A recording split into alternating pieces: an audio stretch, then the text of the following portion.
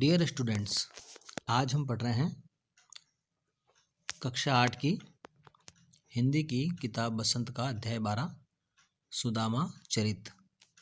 सुदामा के बारे में आप जानते होंगे कि वे कृष्ण के परम मित्र थे और अपनी गरीबी के कारण जब उनकी पत्नी उनसे कहती है कि आप मदद मांगने के लिए कृष्ण के धाम द्वारिका जाइए, तो वे द्वारिका जाते हैं और वहाँ किस प्रकार का प्रसंग होता है उसे इन पंक्तियों में बताया गया है।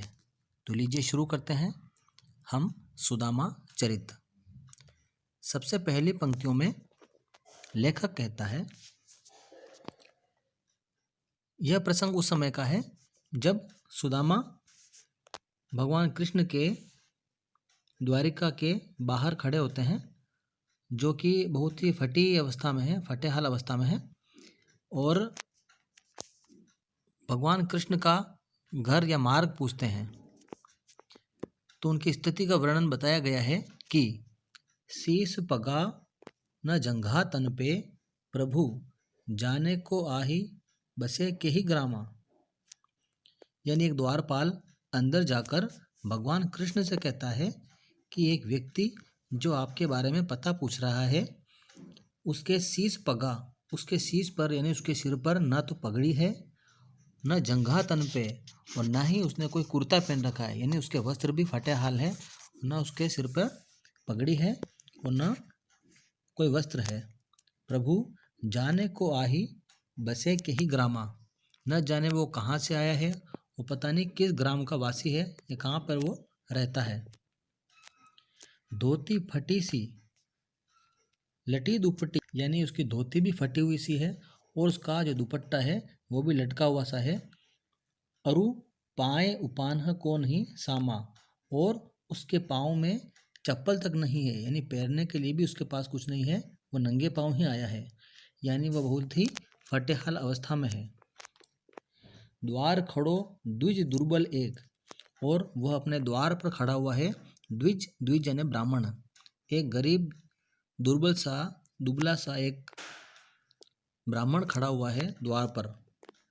रयो चकिसो वसुधा अभिरामा, और वह आश्चर्यचकित होकर अपने इस भवन की तरफ देख रहा है। पूछत दीन दयाल को धाम, और वह दीन दयाल यानी भगवान कृष्ण का आपके धाम के बारे में पूछ रहा है। बतावत अपनो नाम सुदामा, और वह अपना नाम सुदामा बता रहा है। अगली पंक्तियों में चलते हैं। ऐसे बेहाल बिवाइन सो, पग कंटक जाल लगे पुनि जोए। जब कृष्ण भगवान ने देखा कि यह तो मेरा मित्र सुदामा है, तो वे दौड़ते हुए द्वार तक आए और उन्होंने क्या देखा, ऐसे बेहाल बिवाइन सो, अपने मित्र सुदामा को देखा जो बेहाल है और जिसके बिवाइन, उसके पाँव की एड़ियाँ भी फटी हुई है। पग कंटक, उसके पाँव में कंटक है। जाल लगे पुनि जोए, और भगवान कृष्ण ने अपने हाथों से उनके पाँव के कंटक को, कांटों को भी हटाया। फिर उन्हें अपने महल में ले गए। हाय महादुख पायो सखा, हे मेरे मित्र, तुमने बहुत दुख पाया है। तुम आए इते न किते दिन खोए, तुम इतने दिन यहाँ पर क्यों नहीं आए, तुम कहाँ खो गए थे। देखी सुदामा की दीन दशा, कृष्ण भगवान ने सुदामा की ऐसी दीन दशा को देखकर करुणा करके करुणा निधि रोए। भगवान कृष्ण ने बहुत दुख किया, उनके मन में बहुत करुणा के भाव उत्पन्न हुए और यह सोचकर करुणा निधि रोए। कृष्ण भगवान भी रोने लगे, उनकी आंखों में भी आंसू आ गए कि मेरे मित्र की ऐसी दशा कैसे हो गई। पानी परात को हाथ छुओ नहीं, और जब पानी में परात में पानी लेकर आए उनके पाँव को धोने के लिए, लेकिन कृष्ण भगवान के आंसू ही इतने आ रहे थे कि उन्होंने परात के अंदर जो पानी था उसको छुआ तक नहीं।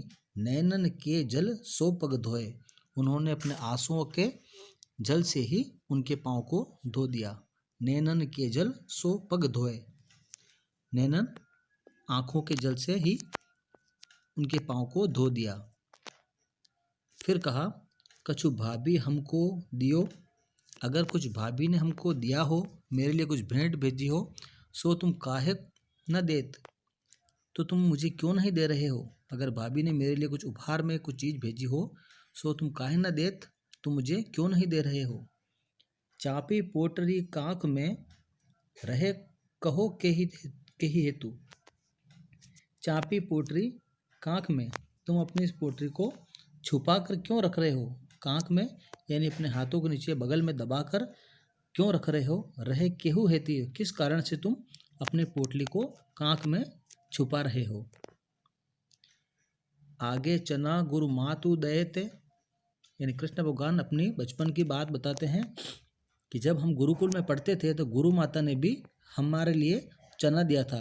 आगे चना गुरु मातु दयते, गुरु माँ ने हम दोनों के लिए खाने के लिए चने दिए थे।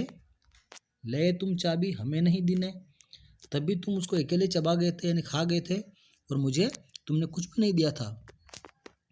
शाम कयो मुस्काए सुदामा सो, तब भगवान कृष्ण ने मुस्कुराते हुए सुदामा से कहा, चोरी की बान में हो जो प्रवीण है, और अब तुम चोरी की बात में और प्रवीण हो गए हो। पहले भी तुमने चने खा लिए थे और आज भी तुम मुझे नहीं दे रहे हो। क्या तुम लेके आए हो चोरी की बान में, चोरी की बातों में तो तुम अब प्रवीण हो गए हो, यानी तुम्हें महारत हासिल हो गई है, तुम हमेशा मुझसे छुपाते हो।